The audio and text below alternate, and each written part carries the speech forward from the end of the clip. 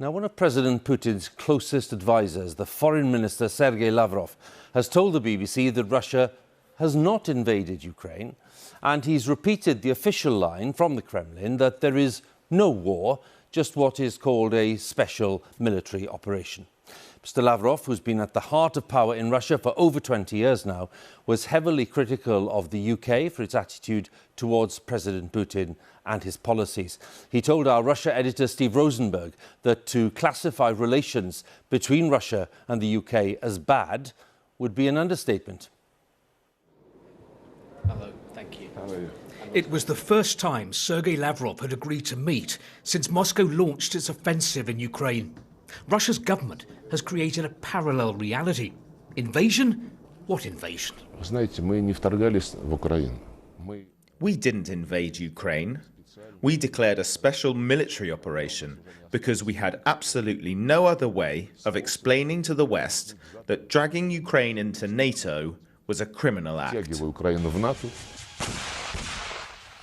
Russia's special operation has resulted in thousands of civilian deaths in Ukraine. Moscow claims it's protecting Russian speakers and fighting Nazis. Тогда послушайте, что говорит I quoted a UN report about a Ukrainian village where Russian soldiers had forced hundreds of people, including 74 children, to spend a month in a basement with no toilet, no water. 10 people had died. Is that fighting Nazis? I asked.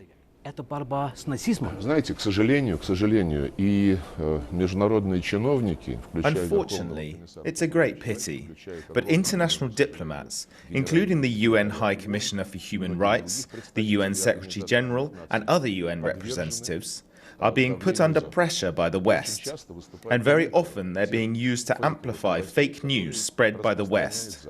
То есть, получается, опять Россия белый пуш. So you're saying that Russia's squeaky clean? Россия такая, какая она есть, и мы не стыдимся. No, Russia is not squeaky clean. Russia is what it is, and we are not ashamed of showing who we are. And what of the two British men sentenced to death by a Russian proxy court in rebel-held eastern Ukraine?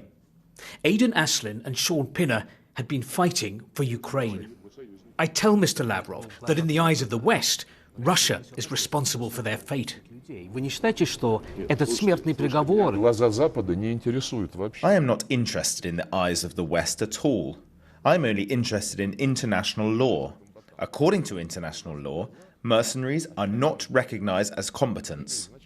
But they're not mercenaries. They served in the Ukrainian army. Это должен определить суд. This should be decided by a court. You think the court's independent Я there? убежден, что там независимый суд. А вы считаете? I'm convinced there are independent courts there.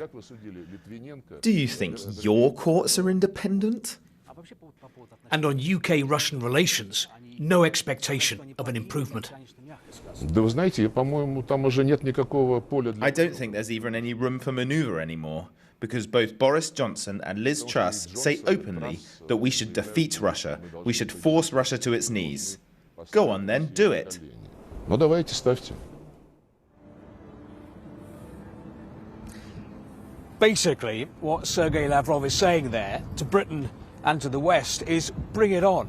Nearly 4 months after the invasion, the Russian authorities are defiant, they are determined, and they are dismissive of their critics.